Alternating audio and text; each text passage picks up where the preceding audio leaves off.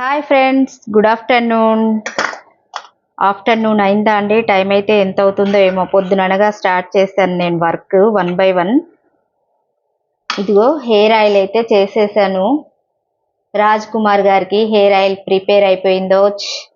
ఇదంతా నైట్ చల్లారాలి, రేపు మార్నింగ్ కల్లా ప్యాక్ అయిపోతుంది. ఇది ఊరు గుర్తు రావట్లేదు.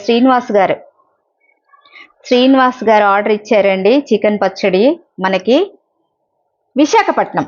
సార్ ఇది మూడోసారి మన దగ్గర చికెన్ తీసుకోవడం. ఓకే అండి, బాగుందా? చూడ్డానికే కాదు, తినడానికి కూడా చాలా బాగుంటుంది. కావాలనుకుంటే ఆర్డర్ చేయండి. చూసారా, చిన్న చిన్న కాకుండా ఇలా కొట్టించాను. ఈసారి చికెన్ కాస్త పెద్ద సైజులో కొట్టించాను. జ్యూసీగా కూడా చేశాను.